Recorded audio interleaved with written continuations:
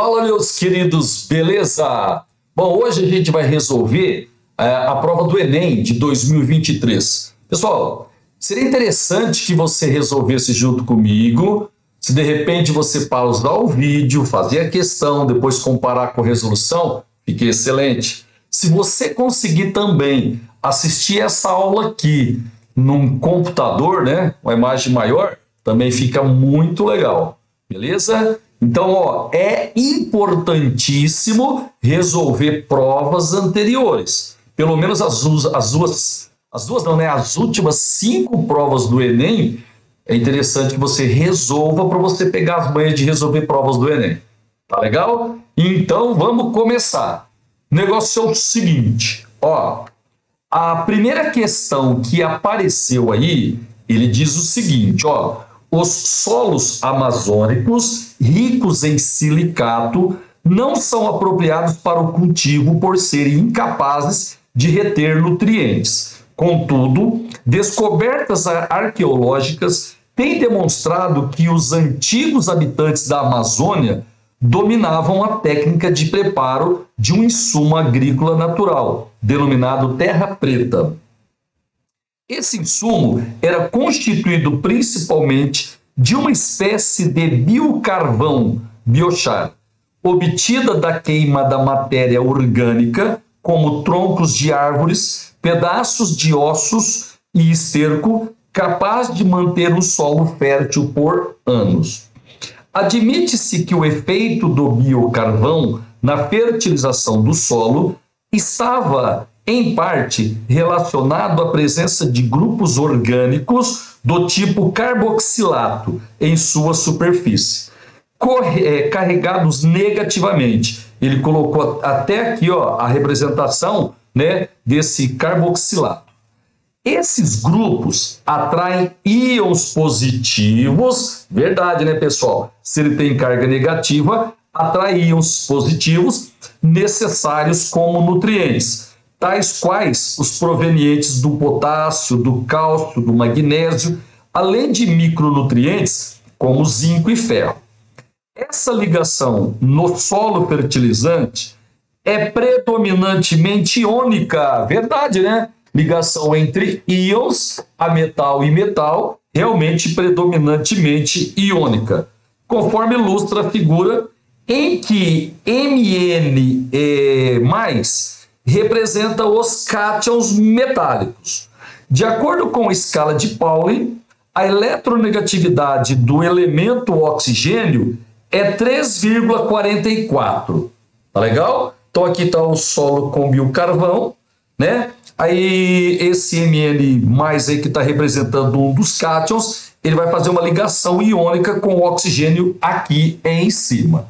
Legal? Pessoal, aí ele colocou os valores de eletronegatividade desses 5 elementos metálicos. Aí, ó, potássio, cálcio, magnésio, zinco e ferro. Aqui estão os valores da eletronegatividade. Aí ele fala assim, ó, o cátion que resultará em uma interação de maior caráter iônico com o ânion carboxilato será aquele proveniente do elemento. Vamos dar uma lembradinha aqui, pessoal. É o seguinte, ó, quando você vai ligar metal e a metal, você tem a ligação iônica. Mas sabe por quê? Porque é o seguinte, ó, isso é legal você saber. Quando a diferença de eletronegatividade entre dois elementos é menor que 1,7, pessoal, essa ligação ela tem caráter covalente, beleza?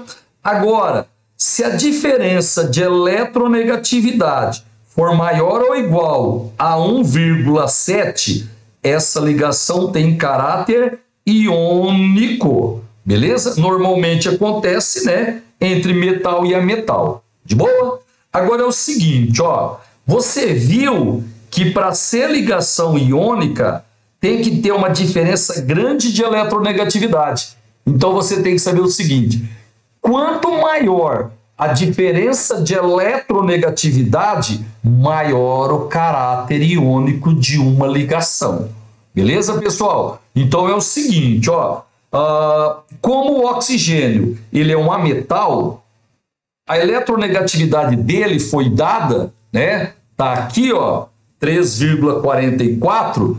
Para você ter a maior diferença de eletronegatividade, você vai ter que pegar o metal com a menor eletronegatividade. No caso, pessoal, ó, é o potássio, tá? Então a resposta alternativa, letra A. Quanto maior a diferença de eletronegatividade, maior o caráter iônico de uma ligação.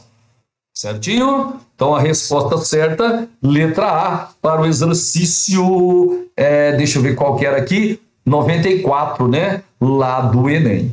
Beleza?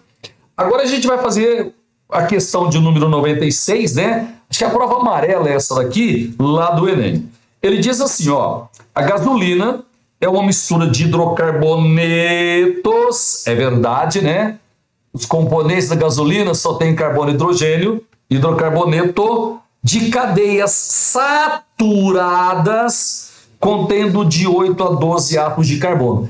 Tem que ficar esperto nesses detalhes, porque de repente a resposta está nesses detalhes aí.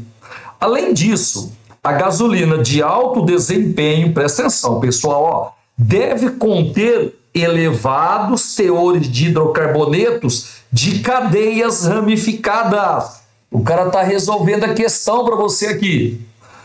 De forma a resistir à compressão e entrar em ignição apenas quando a vela aciona uma centelha elétrica no motor.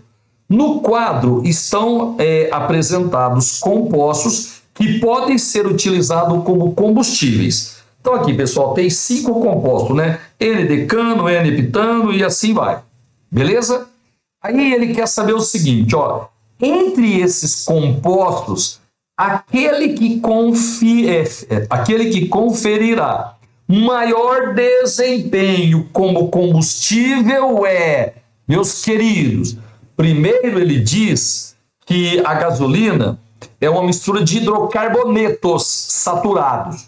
Então eu já posso tirar esse quinto aqui, ó, porque esse quinto ele é um álcool, a terminação ol, né? E a gasolina é mistura de hidrocarbonetos. Eu posso tirar também esse quarto, porque ele diz que são cadeias saturadas, e aqui, ó, esse aqui tem ligação dupla.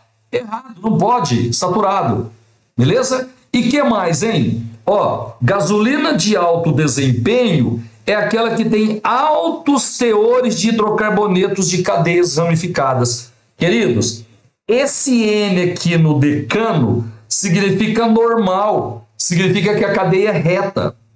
O N-heptano, mesma coisa, tá? Então, o terceiro, ele é saturado, hidrocarboneto, e é o mais ramificado de todos. Aliás, é o único ramificado, né, desses que estão aí. Então, esse terceiro aqui é o 2,2,4-trimetilpentano. Vou até desenhar aqui do ladinho para você, ó. 1, 2, 3, 4, 5. Aqui, ó, 2, 2 e no carbono 4, nós temos o radical metil, certo? Ó, 1, 2, 3, 4, 5. É esse composto aqui, ó, 2,2,4-trimetilpentano. Ele é mais conhecido como isoctano. É o componente de melhor qualidade que nós temos da gasolina, tá? Então ele, terceiro, vamos ver qual que é a alternativa. Pessoal, é a alternativa letra C. Exercício 96, alternativa letra C. Tava assim, no texto tinha a resolução da questão, tá? Pessoal, vamos agora fazer o exercício de 97. Ele diz assim, ó, de acordo com a Constituição Federal, é competência dos municípios o gerenciamento dos serviços de limpeza e coleta dos resíduos urbanos, né, o lixo. No entanto, há relatos de que parte desse lixo acaba sendo incinerado. Pessoal coloca fogo, incineração, você vai queimar. liberando substâncias tóxicas para o ambiente e causando acidentes por explosões, principalmente quando ocorre a incineração de frascos de aerosóis, por exemplo, desodorantes, inseticidas e repelentes. Aí ele fala assim, ó, a temperatura elevada provoca a vaporização de todo o conteúdo dentro desse tipo de frasco, aumentando a pressão em seu interior até culminar na explosão da embalagem.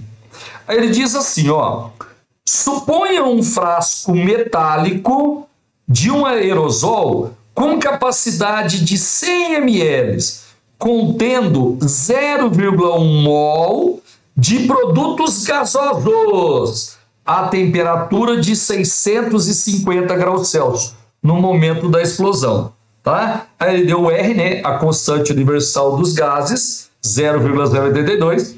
Ele quer saber a pressão em atm dentro do frasco no momento da explosão. Pessoal, muito de boa esse exercício. Seguinte, quando você tem, pessoal, um gás aprisionado no recipiente, ok? Você pode aplicar a equação de estado do gás, também conhecida como equação de Clapeyron. Como é que é? Ó, você tem o frasco e ali dentro tem o gás, beleza?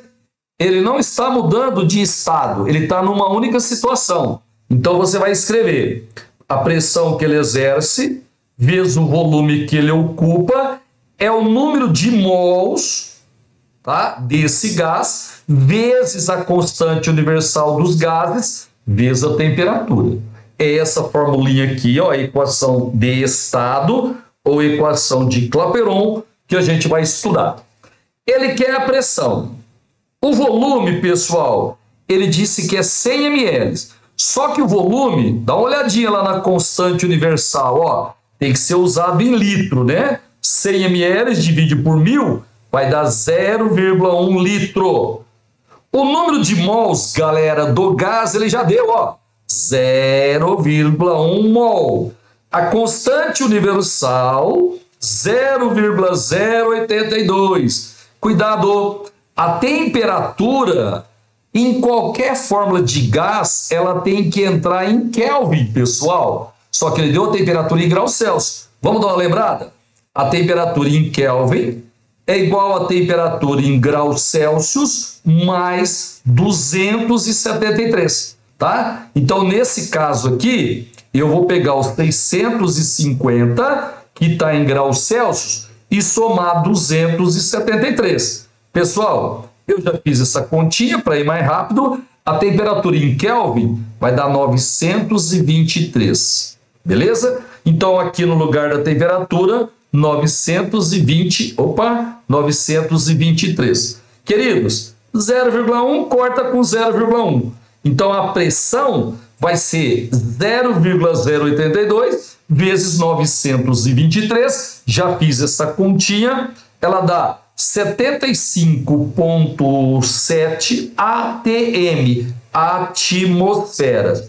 Pessoal, essa resposta está mais próximo, aqui ó, mais próxima de 76. Então, o exercício de número 97, alternativa correta, letra C. Um exercício de gases bem de boa, né? Tenho certeza que você acertaria. Bom, agora, na exercício de número 73, né? Desculpa, 103, ele diz o seguinte, ó. Um garoto comprou vários abacates na feira, mas descobriu que eles não estavam maduros o suficiente para serem consumidos. Sua mãe recomendou que ele colocasse os abacates em um recipiente fechado, pois isso aceleraria seu amadurecimento. Com certa dúvida, o garoto realizou essa experiência. Colocou alguns abacates no recipiente e deixou os demais em uma fruteira aberta. Surpreendendo-se, ele percebeu que os frutos que estavam no recipiente fechado amadureceram mais rapidamente. Aí ele falou assim, ó, a aceleração desse processo é causada por, meus queridos, muito trabalhado em aula isso daí. Ó, quando você tem um fruto, ele exala um hidrocarboneto, ele exala o gás eteno ou etileno, tá certo? É essa formulinha aqui, ó, eteno ou etileno. Ele acelera o amadurecimento de frutas. Ele é exalado pela fruta, certo? E ele acelera o amadurecimento. Se você deixar na fruteira aberta, esse gás ele vai embora.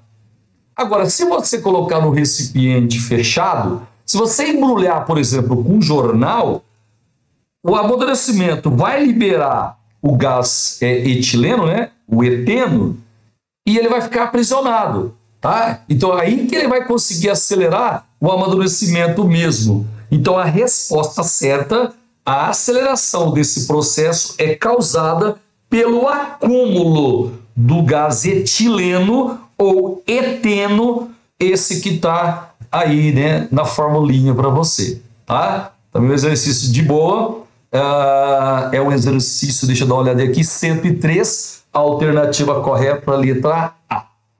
Pessoal, exercício de número 108, ele diz assim, ó, as cetonas fazem parte das famílias olfativas encontradas em muitos alimentos. A molécula de hexantreizona é um exemplo desses compostos voláteis responsável pelo aroma, podendo ser obtida por processos energéticos realizados em meio ácido na presença de oxidante, como o permanganato de potássio. Então, ó, ele está falando, né, que a acetona ela é obtida na presença de oxidante. Então, tem alguma coisa que vai sofrer oxidação e vai produzir a acetona. Beleza? Aí ele diz o seguinte, ó, para se produzir esse composto volátil em laboratório, deve-se oxidar a molécula B. Galera, vamos dar uma lembradinha rápida aqui. É o seguinte, ó, se a gente pegar um álcool primário, pessoal, e fizer a oxidação desse álcool primário, nós vamos produzir um aldeído, beleza? E se a oxidação continuar, se você tiver oxidante à disposição, vai produzir um ácido carboxílico. Isso é importante. Álcool primário oxidado dá aldeído, se continuar a oxidação, dá um ácido carboxílico. Agora, se você pegar um álcool secundário, meus queridos, e fizer a oxidação, você vai produzir uma cetona. E cetona não se oxida. Legal? E quando você pega um álcool, um álcool terciário e tenta fazer a oxidação, você não consegue, porque álcool terciário não sofre oxidação. De boa, de boa? Bom, voltando no nosso exercício, ele disse, pessoal, que alguma coisa sofreu oxidação, né? Foi tratado com oxidante e produziu a... Vamos voltar lá no nome, olha lá, ó, hexantreizona.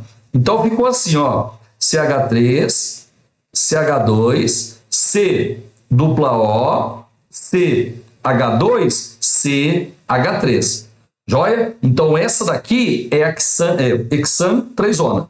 Bom, se é uma cetona e ela veio por oxidação, meus queridos, o reagente devia ser um álcool secundário, certo? Então, ó, o álcool secundário, ele também, obviamente, né, tem que ter 6 átomos de carbono, legal? 6 átomos de carbono, e é o seguinte, ó, onde tem a carbonila, tinha uma hidroxila, tá? Então, no lugar desse hidrogênio aqui, nós tínhamos uma hidroxila. Ó, é um álcool secundário, ele sofreu oxidação e virou uma cetona, certo? E esse álcool secundário aqui, ó, hexan-3-ol, alternativa correta, meus queridos, do 108, letra C. Beleza? Então, ó, você promete guardar para mim? Quando você tem álcool primário oxida, dá aldeído. Se continuar a oxidação, ácido carboxílico. Se você tiver um álcool secundário e oxidar, vira uma acetona. Álcool terciário não sofre oxidação. Isso é muito importante. Pessoal, agora, exercício de número 110. Ele fala assim, ó. O vidro contendo alumínio em sua composição é um excelente material para acondicionar medicamentos e suplementos, porque pode ser esterilizado, né, submetido a altas temperaturas, né, por aquecimento.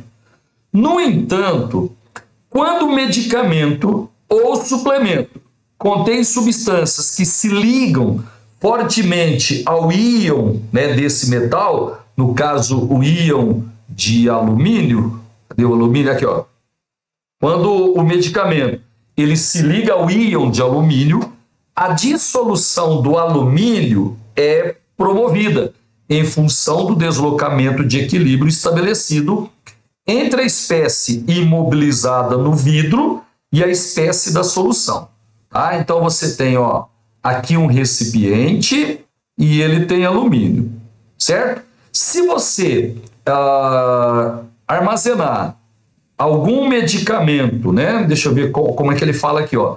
Se o medicamento que ele colocar aqui interagir com os cátions de alumínio, pessoal, peraí. Se interagir com os cátions de alumínio, aí você vai ter um deslocamento do equilíbrio, né? E vai contaminar a solução. Por essa razão, recomenda-se que suplementos de nutrição de recém-nascidos contendo gluconato de cálcio sejam acondicionados em embalagens plásticas e não nesse vidro.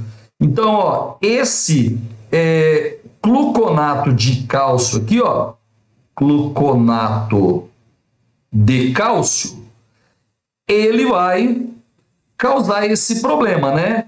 Ele vai interagir com os cátions de alumínio e ele vai deslocar o equilíbrio, pode contaminar a solução. Beleza? Aí ele diz o seguinte, ó.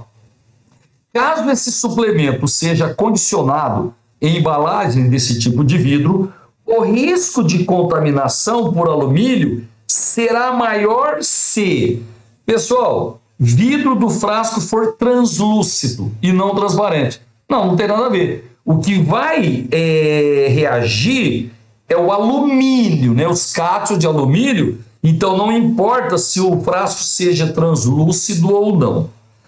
Concentração de gluconato de cálcio for alta. Pessoal, sim, ó, se você tiver uma quantidade grande, galera, de reagente, você vai ter mais choques entre as partículas, você vai ter uma velocidade de reação maior e você tem uma possibilidade de deslocar o equilíbrio mais alta, certo? Então a resposta certa, quanto mais gluconato de cálcio você colocar, armazenar, maior a chance de você deslocar os cátions de alumínio que estão lá no vidro. Então a gente vai ficar com a resposta na letra B. É o exercício de número 110, né? Alternativa, né, correta, letra B.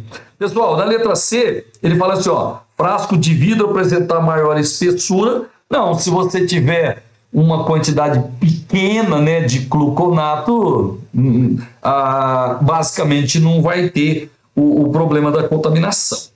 Vidro for previamente esterilizado, nada a ver, né? Ele vai ser esterilizado, mas os cátions de alumínio vão continuar lá. Reação de alumínio for endotérmica também não tem nada a ver com se vai liberar ou vai absorver energia. Mas quanto maior a concentração de reagente, mais choques, maior a velocidade, e aí a possibilidade de você deslocar o equilíbrio é maior. A resposta certa, então, letra B. Beleza? Agora a gente vai fazer o exercício de número 112, meus queridos. Ele fala assim, ó, o descarte de detergentes comuns nos esgotos domésticos ocasiona a formação de uma camada de espuma que impede a entrada de oxigênio na água. Beleza? Então, o descarte de detergentes, tá, beleza. Aí ele diz assim, ó, os micro-organismos que vivem nessas águas não são capazes de quebrar... Opa! Presta atenção, ó. Não são capazes de quebrar moléculas ramificadas. Vou repetir, ó. Os micro-organismos que vivem nessas águas não são capazes de quebrar, de degradar moléculas ramificadas, ocorrendo assim um desequilíbrio ambiental nos rios. A forma a seguir apresenta a estrutura química de um tensoativo, né, de uma substância anfifílica, polar e apolar da mesma estrutura, presente na composição de um detergente não biodegradável. Então, essa formulinha aqui é de um detergente, né, ó, um sal de ácido sulfônico não biodegradável, beleza? E ele diz aqui no texto, ó, que os micro-organismos, eles não são capazes de quebrar moléculas ramificadas. E se você olhar aqui na estrutura, gente, olha quantos radicais a gente tem. Por isso que é não biodegradável, certo? Porque está cheio de ramificação. Aí ele diz assim, ó, qual modificação química na estrutura desse tensoativo o tornaria um detergente biodegradável? Pessoal, olha a letra E. Ó, modificar a cadeia carbônica para a cadeia normal. Gente, se o problema são as ramificações, né, os radicais deixam... Olha aqui, ó, os radicais deixam o detergente não biodegradável, os radicais que tem na cadeia. Se você trocar por uma cadeia normal, você não vai ter mais radicais, certo? E aí ele passa a ser biodegradável. Esse daqui foi bem de boa também, era só ler direitinho o texto que você acertava a questão. Joia? Agora, exercício próximo aí, ele diz o seguinte, ó, o Aldrin, ou Aldrin, sei lá, é um inseticida agrícola organoclorado sintético de baixa polaridade. Ou você precisa ficar atento ao texto. Então ele já deu uma diquinha aqui, que esse inseticida, ele é de baixa polaridade, galera, cuja estrutura molecular C12H8Cl6 está representado na figura. Dá uma olhadinha na figura, tá aí, ó. Beleza? Aí ele diz assim, ó, introduzido na agricultura a partir da década de 1950, esse composto apresenta alta persistência no meio ambiente e acumulação nos organismos, sendo danoso para a saúde. Beleza? Aí ele fala assim, ó, um pesquisador coletou fluidos biológicos de indivíduos de uma população contaminada por esse inseticida agrícola. Ele analisou amostras de saliva, de sangue, de lágrima, urina e leite quanto à presença dessa substância. Em qual dos fluidos o pesquisador provavelmente encontrou a maior concentração dessa substância? Pessoal, ó, ele disse que é de baixa polaridade. Se é de baixa polaridade, ele vai interagir, lembra da regrinha de solubilidade? Semelhante dissolve semelhante, polar dissolve polar, apolar dissolve apolar, beleza? Se a substância é de baixa polaridade, ela vai se dissolver, ela vai se juntar com coisas que têm baixa polaridade. Pessoal, quem é apolar? Lipídios, gorduras. Então a resposta certa, leite. Por causa do alto teor de gordura. Se tiver um alto teor de gordura, você vai ter um alto teor de substâncias apolares, né? Gordura é apolar, e aí vai interagir com o inseticida, porque ele tem baixa polaridade. Certinho? Então, questão, né? A alternativa correta, letra E, para essa questão aí. Sem problema, de boa, de boa? Agora, próximo exercício, ele fala assim, ó. Gente, tem que prestar atenção no texto. Vai grifando coisas assim que você acha que são importantes no texto, porque de repente ela te ajuda a resolver, né, o exercício. Então ele fala assim, ó.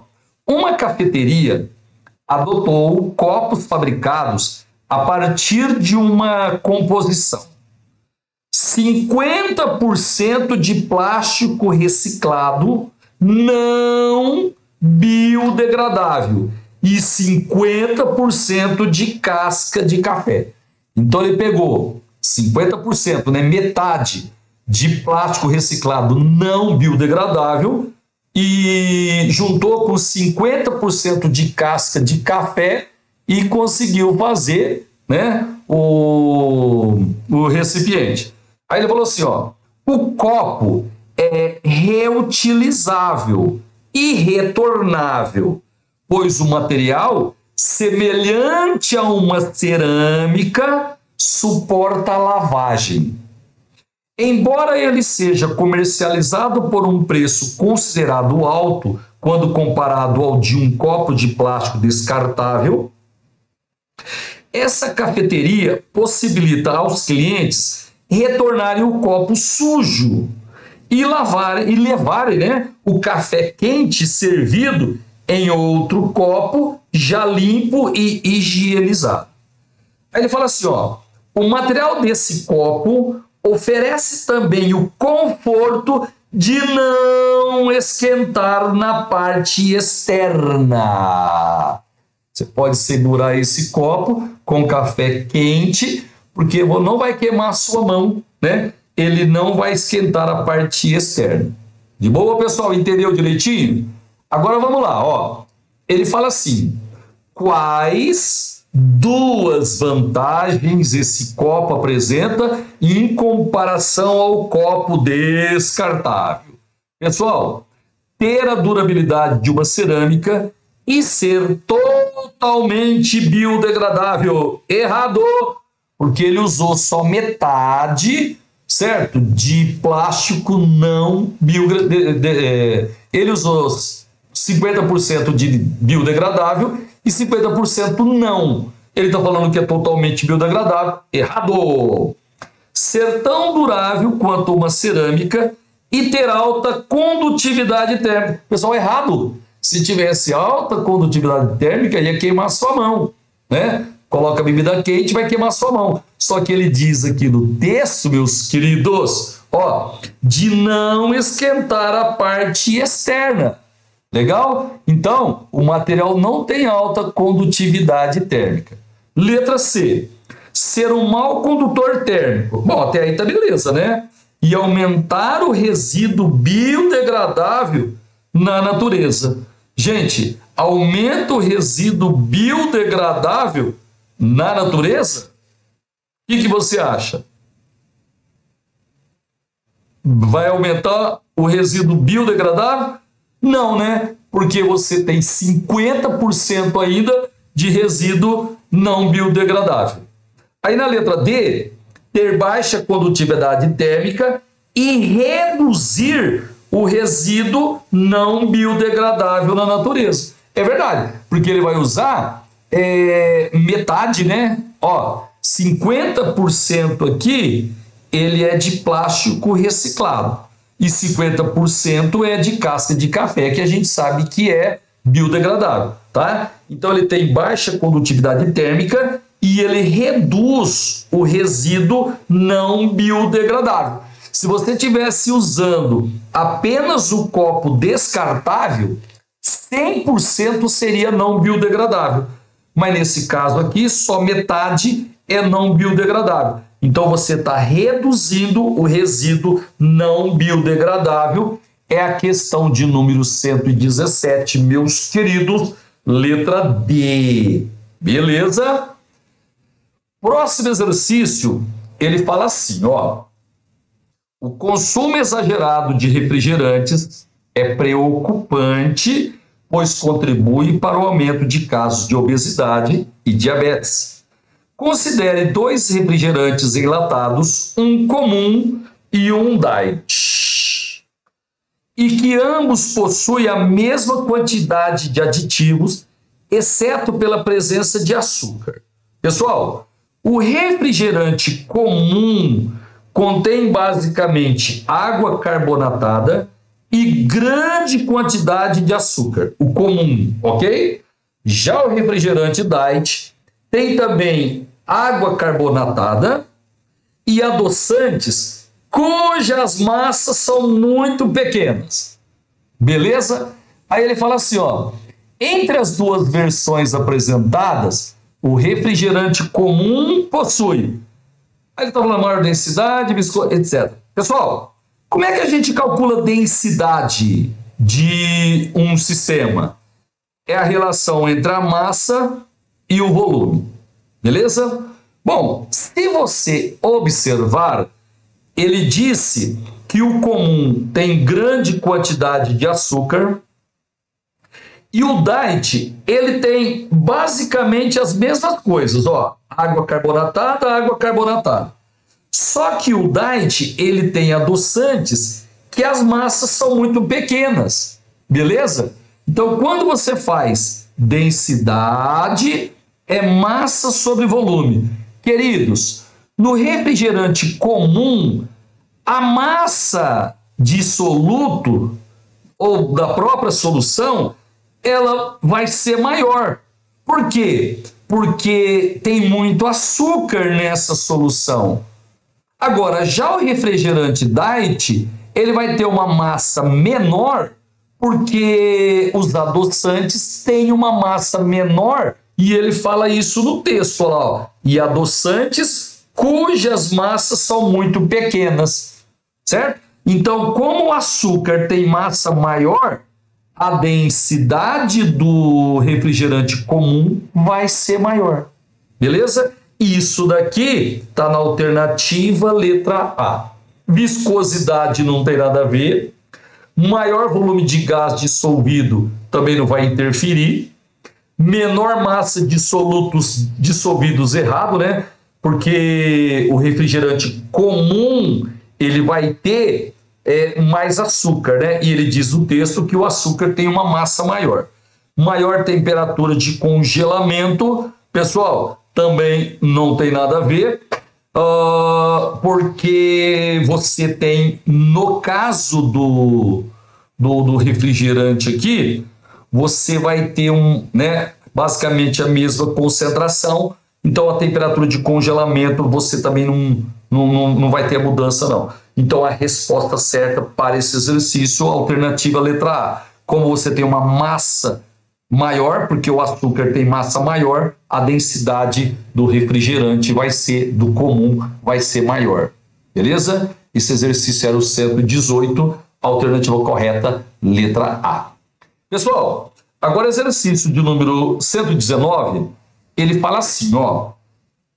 O manual de um automóvel alerta sobre os cuidados em relação à pressão do ar no interior dos pneus. Recomenda-se que a pressão seja verificada com os pneus frios. Então você deve calibrar os pneus antes de começar a fazer uma viagem longa, né? A temperatura ambiente.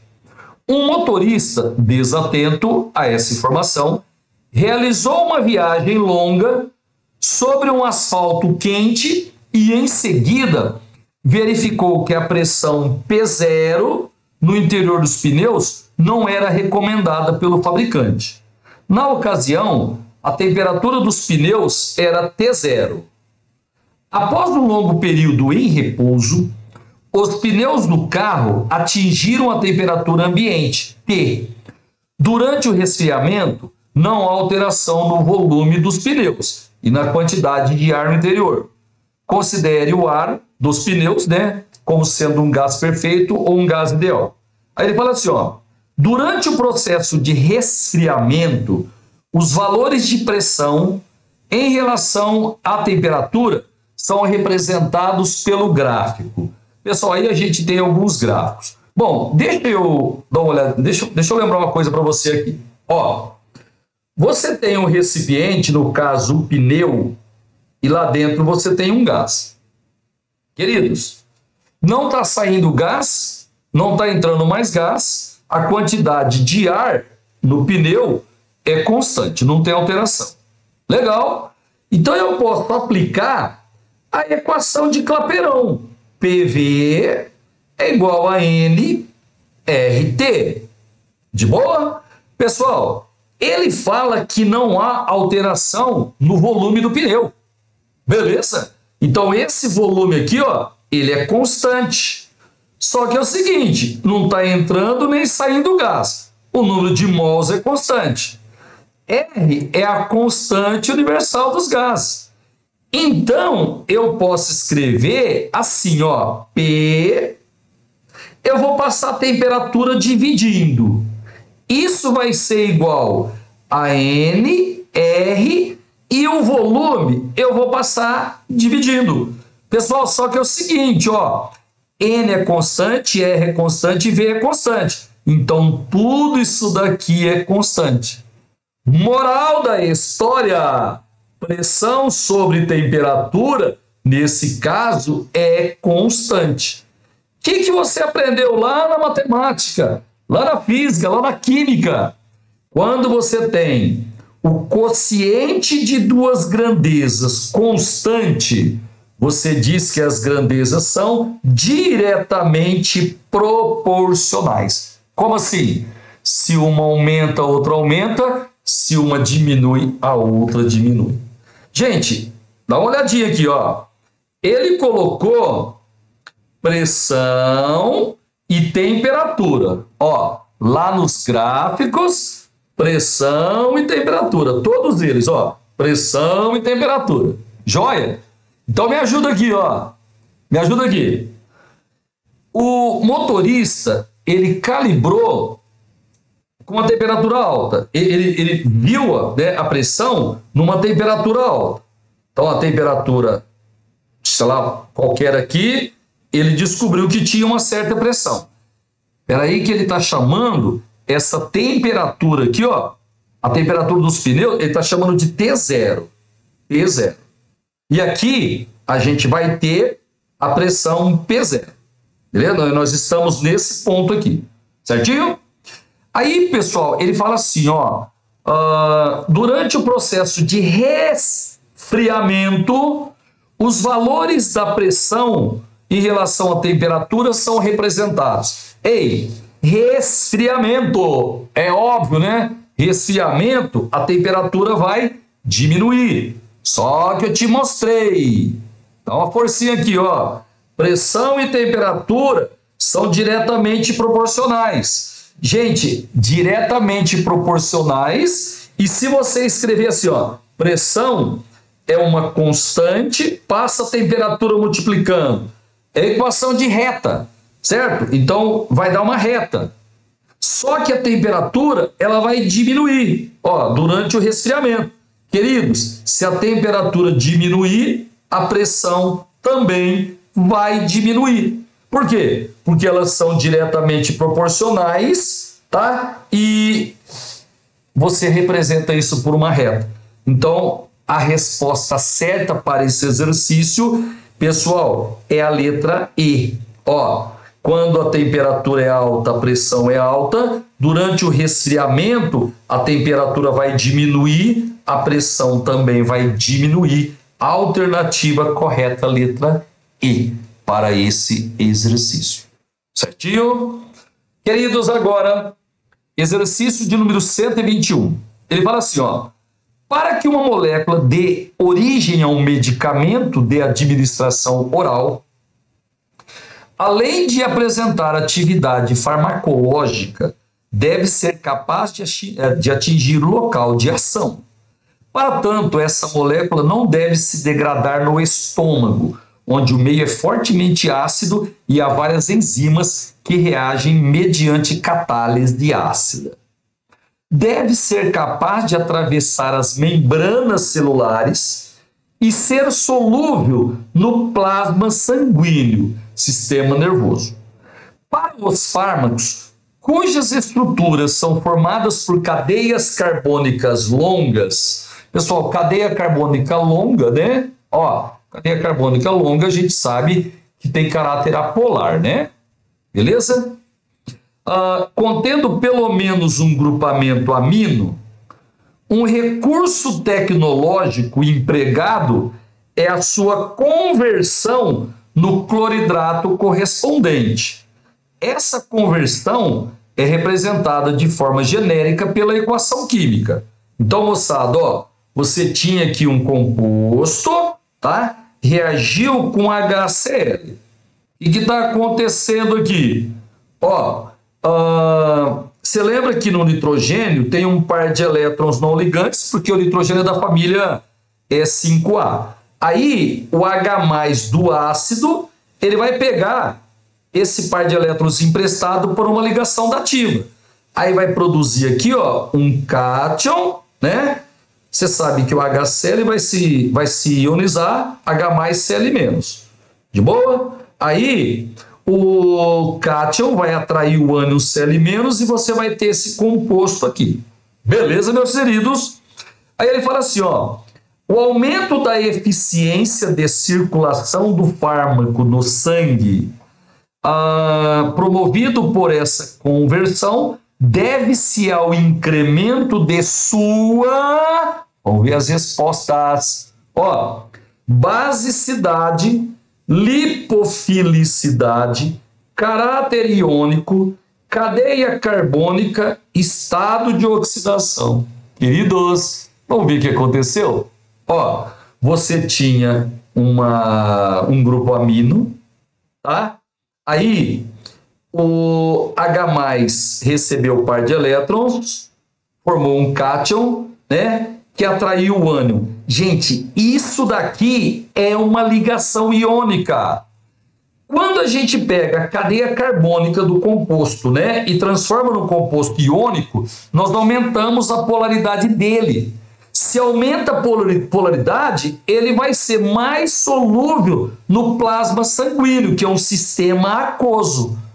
Tá? Então, nesse caso aqui, o que fez com que a gente tenha, né, uma ação mais solúvel no sangue, aí, ó, promovido por essa conversão, é justamente pelo aumento do caráter iônico que a gente conseguiu, né? Nós tínhamos uma substância, né? Nós formamos uma ligação iônica, aumentou o caráter iônico. A resposta certa para o exercício de número 121 é letra C, certo? Aumenta, incrementa o caráter iônico da substância. De boa? Pessoal, agora exercício de número 125. Ele fala assim, ó.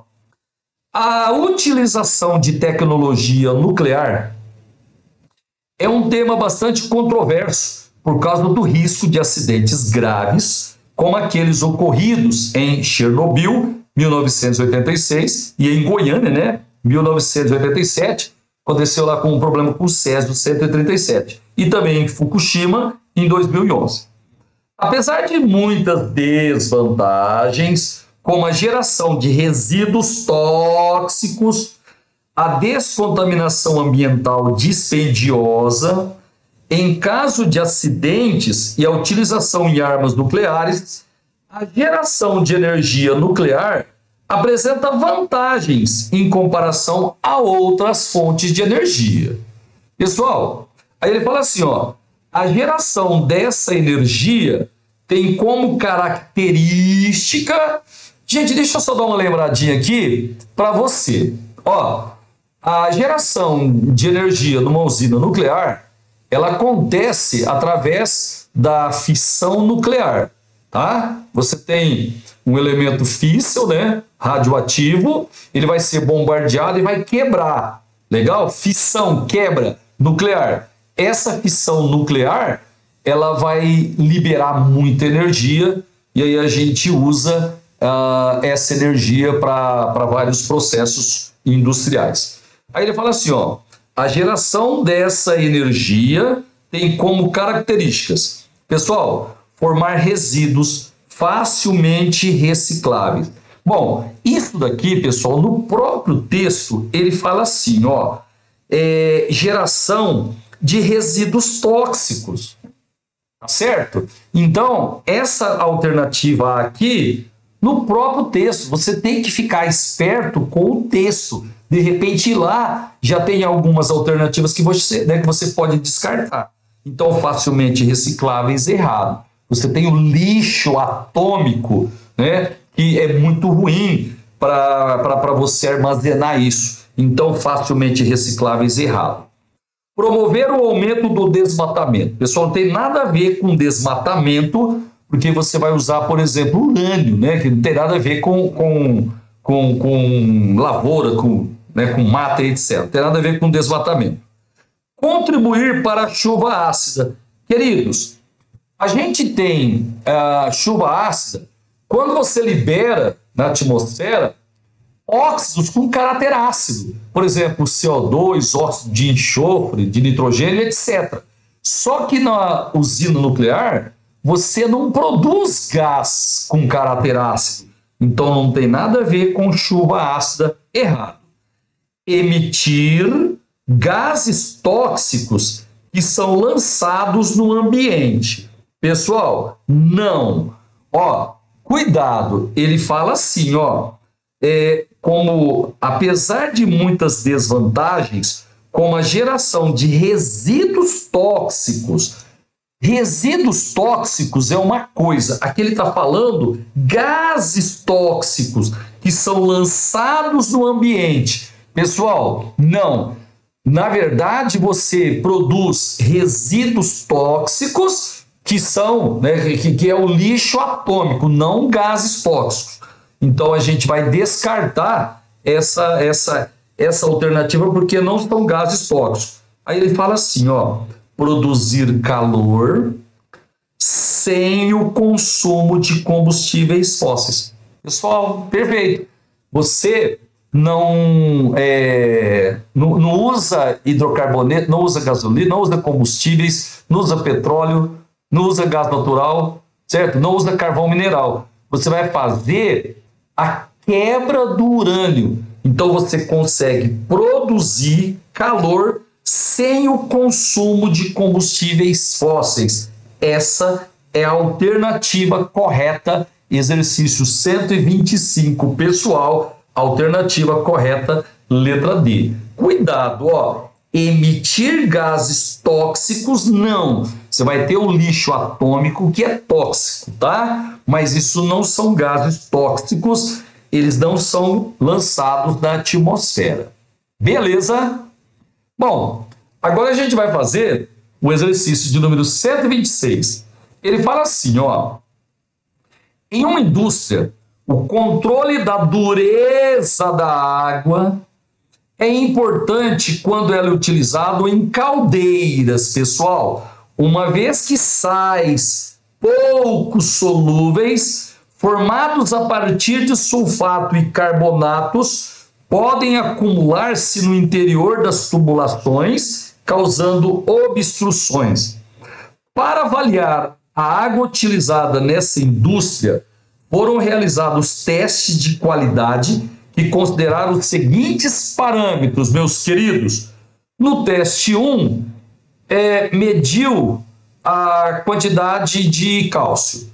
No teste 2, cloreto. No 3, turbidez, coliformes totais, sólidos sedimentares.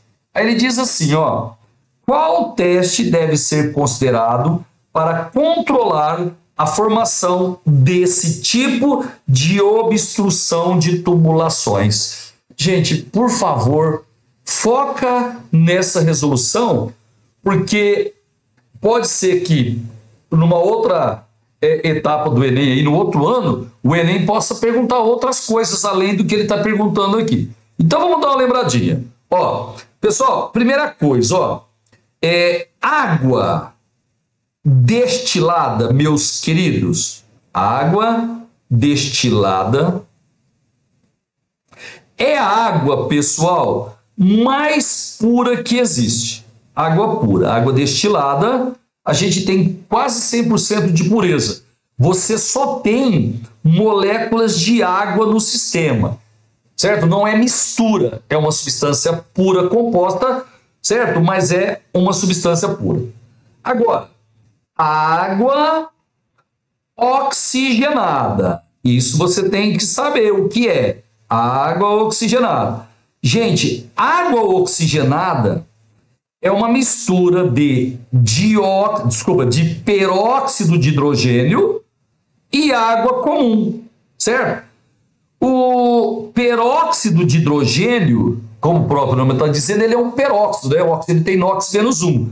Se você pegar o peróxido de hidrogênio, que é um peróxido, e juntar, fizer uma solução aquosa com água comum, você vai ter água oxigenada. Entenderam, né? Agora, outra coisa que você tem que saber é o que é água pesada, pessoal. Água pesada. É o seguinte, o hidrogênio, ele tem 3 isótopos na natureza. Tem o isótopo com número de massa 1, número de massa 2 e número de massa 3. Esse daqui chama-se prótio, esse daqui chama-se trítio. E o isótopo com massa 2 do hidrogênio chama-se deutério. Deutério. É o seguinte, a água tem fórmula H2O, certo? Gente, quando eu não menciono, é água normal. A gente usa o hidrogênio comum ou o prótio. Só que eu posso fazer uma água usando o deutério. Aí, a gente vai representar o deutério pela letra D. Vai ficar D2O. Certo? Ó, isso aqui, o deutério é hidrogênio. O certo seria escrever H2O e te avisar que é o deutério. Mas se eu escrever o D, você já sabe que é o deutério. Agora, detalhe, ó. A água comum, ela tem uma massa igual a 18, né? O hidrogênio é 1, são 2 hidrogênios, mais 16 do oxigênio, 18 unidades. O deutério tem número de massa 2. Como são 2 hidrogênios, 2 deutérios, 4 mais 16, o deutério, na água, ele vai ter massa, ele vai fazer com que a massa da água seja 20 unidades. Ela vai ter uma massa maior que a massa da água comum. Por isso que a gente chama de água pesada. Beleza? Então, o que é água pesada? É a água que tem hidrogênio deutério na sua composição. E agora, pessoal, falta falar o que é água dura. É o seguinte, água dura é a água que tem principalmente, pessoal, íons da família 2A dissolvidos. Por exemplo, cálcio e magnésio principalmente. Legal? Então, quando você tem uma água e ela tem cátions da família 2A, de metais alcalino terrosos, você vai chamar essa água de água dura. Por quê? Porque quando ela entra em contato com carbonato, pessoal, ou sulfato, você vai produzir substâncias insolúveis. O texto fala isso daí, certo? E aí, essas substâncias insolúveis, elas podem obstruir tubulações em caldeiras.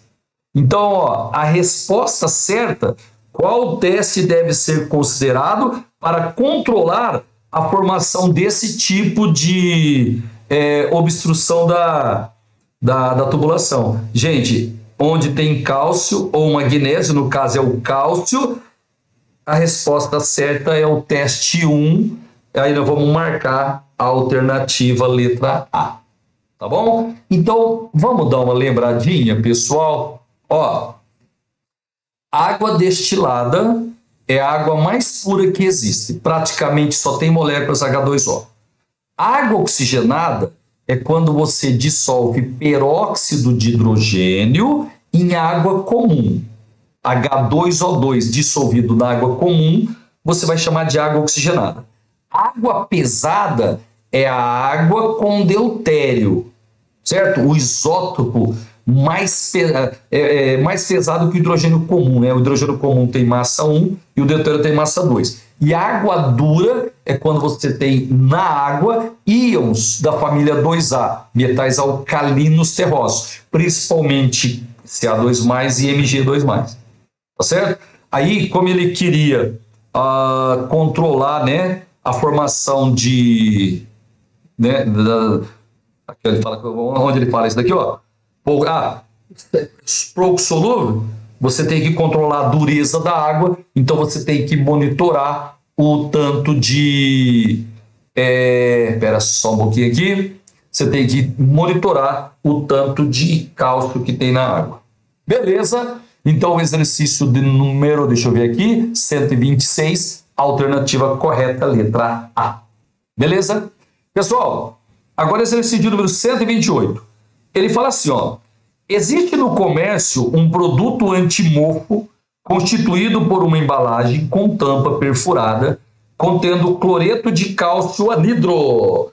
Cloreto de cálcio CaCl2, tá? Ele deu a formulinha aqui. Anidro significa que não tem a presença de água. Uma vez aberto o lacre, essa substância absorve a umidade, né, do ambiente, transformando-se em cloreto de cálcio diidratado. Tá aqui a formulinha. Aí ele diz assim, ó, considere a massa molar da água igual a 18 gramas por mol e a massa molar do cloreto de cálcio anidro igual a 111. Aí ele fala assim, ó, na hidratação da substância presente no antimorfo, o ganho percentual em massa é mais próximo de... Queridos, ele fala que o cloreto de cálcio anidro, galera, é 111. Então a gente tem assim, ó, cloreto de cálcio anidro. Beleza? Ele vai ele vai reagir, ele vai absorver umidade do ambiente e vai se transformar num sal hidratado. No caso, ele deu a formulinha, o sal hidratado. Gente, vamos dar uma olhadinha lá, ó, cadê? Olha lá, ó, CaCl2, tá aqui, ó, 2H2O. Beleza? Ele quer saber o ganho percentual de massa. Bom, o negócio é o seguinte, a massa inicial era 111 gramas por mol. Beleza, pessoal? Ó, tá falando lá no texto, ó, que ele é anidro 111. Certinho? Agora, que massa que ele ganhou? Gente, ó, aqui é CaCl2. Aqui continua, só que agora eu tenho duas águas. Beleza? Então, esse 111 aqui representa 100% da massa. De boa? Só que ele incorporou 36 gramas de água. Ele quer saber o ganho percentual. O ganho percentual foi por causa da água. Então, dá para eu calcular a porcentagem de água, que é o ganho percentual.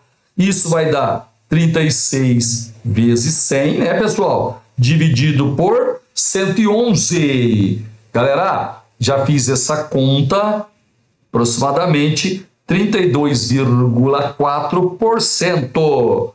Certo? Então, a resposta certa, aproximadamente 32%, letra E. De boa, de boa? Agora, nós vamos fazer o próximo exercício. Um assistente de laboratório precisou descartar 7 frascos contendo solução de nitrato de mercúrio 1, que não foram utilizados em uma aula prática. 7 frascos. Cada frasco continha 5,25 gramas do nitrato de mercúrio 1, dissolvidos em água. Olha ele aqui, ó, dissolvidos em água, aquoso. Temendo a toxidez do mercúrio e sabendo que o Ag2Cl2 tem solubilidade muito baixa, o assistente optou por retirar o mercúrio da solução. Gente, na solução, o mercúrio, ele está em forma de íon, tá? Beleza? Ele está em forma de íon. Então, ele vai retirar esses íons da solução, reagindo com NaCl, porque vai produzir um cloreto insolúvel, aqui, ó, estado sólido. Então, temendo a toxidez, tá? Ele vai usar o NaCl para retirar o mercúrio da solução por precipitação com cloreto de sódio, conforme a equação mostrada. Beleza? Aí ele fala assim, ó, na dúvida sobre a massa de NaCl a ser utilizada, o assistente aumentou gradativamente a quantidade em cada frasco, né, de NaCl, como representado no quadro. Então, no frasco 1, ele colocou 0,2 grama de NaCl. No frasco 2, ele aumentou, ó, colocou 0,4, no frasco 3 e assim por diante. Beleza? Aí ele diz assim, ó, o produto obtido em cada experimento foi filtrado. Deixa eu voltar só um pouquinho aqui. Esse daqui é o produto obtido. Só que aqui eu tenho um sal solúvel, está dissolvido em água, e aqui eu tenho um sólido. Então, quando eu filtrar, no filtrado a gente vai ter o H2Cl2. Esse aqui vai ser o resíduo, né? Ele é o sólido, e esse aqui vai passar, esse daqui é o filtrado. Então, esse aqui é o resíduo. Joinha? Aí ele fala assim, ó, o produto obtido em cada experimento foi filtrado, secado e teve sua massa aferida. Queridos, a massa ferida, então, seria desse composto aqui, ó. Ele que é o resíduo. O assistente organizou os resultados na forma de um gráfico que correlaciona a massa de NaCl, certo? E a massa de Hg2Cl2 obtida em cada frasco. Ele deu a massa molar do HgNO3, ele deu a do NaCl e ele também deu do Hg2Cl2. Ele quer saber qual foi o gráfico obtido pelo assistente de laboratório. Pessoal, é o seguinte, eu descobri qual massa de NaCl reagiria, consumiria completamente a massa de nitrato de mercúrio que eu tenho em cada frasco. Você lembra que em cada frasco eu tenho 5,25 gramas de Hg2NO2. Bom, qual que é a proporção em mol entre os reagentes? Querido, 1 mol de Hg2NO3, 2, ele consome 2 mols de NaCl. Sem problemas? Qual que é a massa molar do Ag2NO2? Gente, ele deu 525 gramas. Ele deu também a massa molar do NaCl. Gente, é o seguinte, ó, o NaCl a rigor é 58,5, mas aqui ele está pedindo para você usar o 58. Então você usa o 58. Só que são 2 mols, 2 vezes 58 gramas. Joinha? Só que em cada frasco eu tenho 5,25 gramas do nitrato de mercúrio 2. Então, a massa de NaCl que eu consumiria para reagir completamente com isso daqui, eu vou chamar de X. Pessoal, daqui para cá dividir por 10, daqui para cá eu vou dividir por 10 também, né? Só que eu já fiz essa continha para você, dá 1,16 gramas de NaCl. Então é o seguinte, ó, para consumir todo HG2N2 NO2 que tem lá no sistema, eu teria que usar 1,16 gramas de NaCl. Pessoal, se eu usar menos que essa massa aqui, eu não vou consumir todo o HG2NO2. Entendeu ou não? Agora, se eu usar exatamente esse valor aqui, aí eu vou consumir todo os 5,25 gramas de AG2NO2. De boa, entendeu como é que fica? Certo? Aí ele quer saber qual seria o gráfico.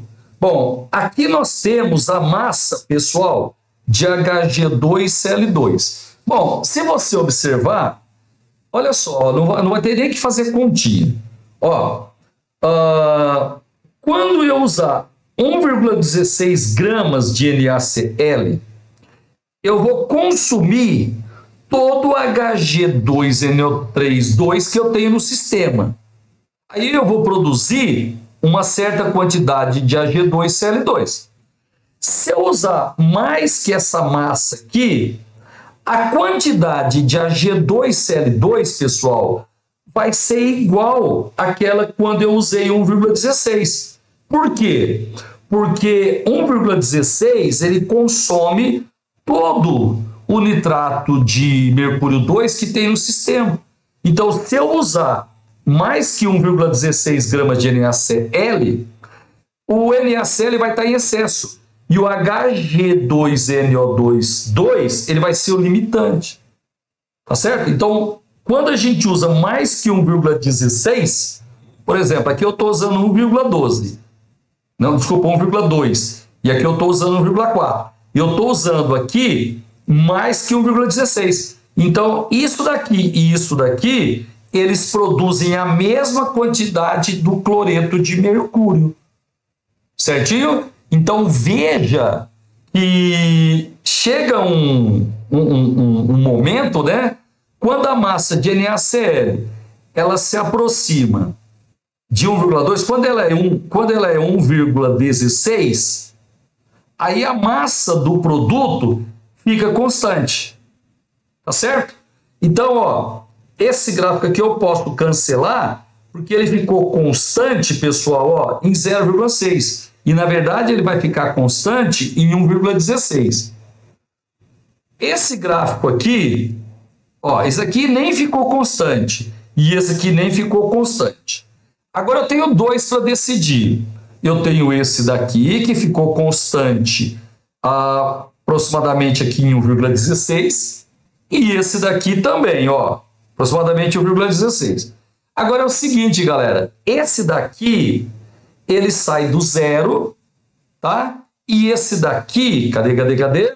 Peraí, ó, esse aqui não tá saindo do zero. Só que é o seguinte, se a gente usar 0 de NaCl, pessoal, não vai ter nada de produto. Olha a reação aqui, ó. Se você não tiver nada de NaCl, você não vai produzir HG2Cl2. Então, você precisa sair do zero. Ó, quando você não tem nada de NaCl, é zero. Quando chegar em 1,12 mais ou menos, tudo que você usar vai produzir a mesma quantidade do produto. Então, a resposta certa para esse exercício, letra B, é o exercício de número 129, alternativa correta, letra B de bola. Beleza? Isso aí tem um pouquinho mais de trabalho, né? Agora, exercício de número 134, pessoal. Ele fala assim, ó. Entre os medicamentos mais comuns consumidos para o alívio da dor é o ibuprofeno, um composto quiral, que apresenta isomeria ótica, né? Com ação anti-inflamatória e efeito analgésico, que é comercializado como fármaco oticamente ativo, ok? Ou seja, sem a mistura com outro isômero óptico. Então, por exemplo, se você usa o destrógeno, é só o destrógeno. Se usa o levógeno, é só o levógeno. De boa? A fórmula estrutural plana do ibuprofeno está mostrado aí. Pessoal, antes de passar para as alternativas, se ele é um composto quiral, ele tem carbono quiral, carbono assimétrico. Onde tem carbono assimétrico aí, galera? Aqui, ó. Esse carbono aqui é um carbono assimétrico. Quais são os ligantes dele? A carboxila, o metil, tudo isso daqui e o hidrogênio que não está aparecendo, tá? Então, esse carbono aqui é um carbono quiral, carbono assimétrico. Por isso que o ibuprofeno, ele é quiral. Ele apresenta isomeriótica porque tem o carbono assimétrico, o carbono quiral. Aí ele fala assim, ó, além do ibuprofeno, destacam-se também os princípios ativos a seguir presentes em outros medicamentos para o alívio da dor. Aí ele coloca aí 1, 2, 3, 4, 5. Ele pergunta assim, ó, o princípio ativo que apresenta o mesmo tipo de isomeria que o ibuprofeno é o... Gente, então eu vou ter que procurar aqui qual desses 5 aqui também tem carbono assimétrico para apresentar a isomeria ótica. Legal? E está até destacado. Olha esse carbono aqui, ó. Esse carbono tem o H como ligantes, tem tudo isso daqui, tem aqui o radical fenil e tem tudo isso daqui, pessoal, ó. Esse carbono aqui, ele é assimétrico e é o único composto desses 5 aqui que tem carbono quiral. Então, a resposta certa vai ser butilbrometo de escopolamina. A resposta certa, a alternativa, letra E. Butilbrometo de escopolamina. Galera, aqui tem as respostas, mas a gente resolveu juntos, lembrando que é fundamental resolver provas anteriores do Enem. Gente, pelo menos as 5 últimas você tem que resolver, tá bom? Um abraço para você. Se você gostou desse vídeo, por favor, compartilhe e dá uma forcinha para a gente aí, tá? Dá um trabalhinho fazer isso. E aí, se você puder nos ajudar, vai ficar muito legal. Certinho? Então, um abraço para todos vocês. A gente se vê aí.